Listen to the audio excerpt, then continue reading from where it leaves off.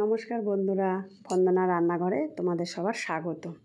তোমরা সবাই কেমন আছো? আশা করি ভালোই আছো। আজকে আমি পটল আলু নিরামিষ তরকারি করে দেখাবো। আমি কিভাবে করি সেটাই তোমাদের করে দেখাবো। আমি এখানে কিছুটা পরিমাণ পটল নিয়ে নিয়েছি আর আলু নিয়ে নিয়েছি। পটল আলু ভালো করে কেটে ধুয়ে নিয়ে নিয়েছি আর একটা টমেটো নিয়ে নিয়েছি।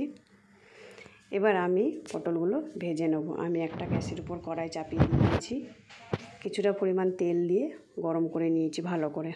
এবার আমি পটলগুলো ভেজে নেব। সামান্য পরিমাণে লবণ আর সামান্য পরিমাণে হলুদ দিয়ে আমি ভেজে নেব। এবার পটলগুলো আমি ভালো করে নাড়াচাড়া দিয়ে নেব। পটলগুলো ভালো করে লাল লাল করে আমি এবার ভেজে নেব। পটলগুলো আমার ভালো করে ভাজা হয়ে গেছে। এবার আমি পটলগুলো তুলে নিচ্ছি। পটলগুলো এবার তোলা হয়ে গেছে। এবার আমি ওই তেলের মধ্যেই আমি আলুগুলো দিয়ে দেবো। আলুগুলো আমি লাল লাল করে ভেজে নেব। সামান্য নুন আর হলুদ দিয়ে আমি আলুগুলো ভেজে নেব।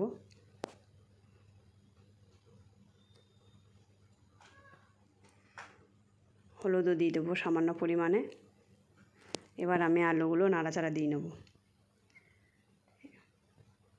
আলুগুলো ভালো করে ভেজে নিতে হবে। আলুগুলো আমার ভাজা হয়ে গেছে। এবার আলুগুলো আমি তুলে নিচ্ছি। আলু তোলা হয়ে গেছে। এবার আমি একটা মশলা পেস্ট বানিয়ে রাখাবো। এখানে আমি 1 চামচ হলুদ গুঁড়ো, 1 চামচ কাশ্মীরি লঙ্কার গুঁড়ো, হাফ চামচ ধনের গুঁড়ো আর 1 চামচ জিরের গুঁড়ো আমি জল দিয়ে এটা আমি গুলিয়ে নিচ্ছি।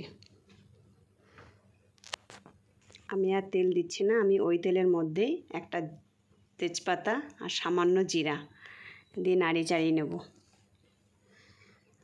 ভালো করে নাড়ি চাড়িয়ে নেওয়া হয়ে গেছে। এবার আমি টমেটোর পেস্টটা দিয়ে দেবো। টমেটোর পেস্টটা দিয়েও ভালো করে নাড়ি চাড়িয়ে নিতে হবে।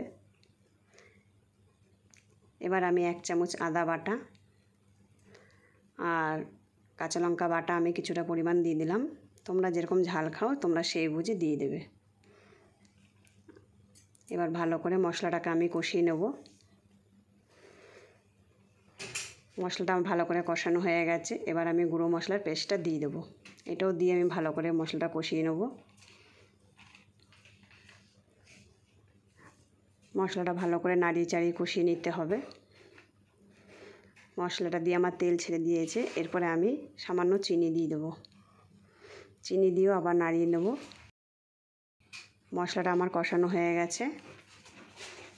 এরপরে আমি পটল আলুগুলো দিয়ে ভালো করে কষিয়ে নেব। ভালো করে নাড়িয়ে চাড়িয়ে কষিয়ে নিতে হবে। আমার প্রায় কষানো হয়ে গেছে মশলার সাথে। এবার আমি পরিমাণ মতন জল দিয়ে দেবো।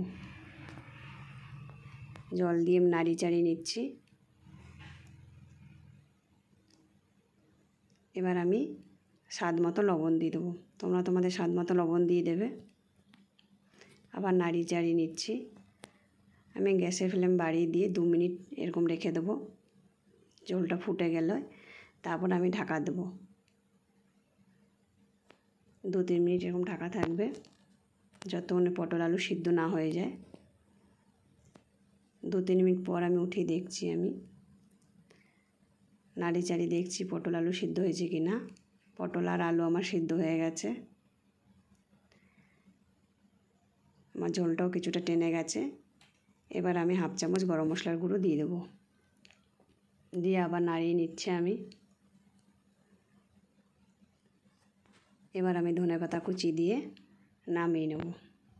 গরমের মধ্যেই পটলের পাতলা ঝোল আপনাদের সবারই ভালো লাগবে। যদি রেসিপিটা ভালো লেগে থাকে লাইক সাবস্ক্রাইব করে দিও বন্ধুরা।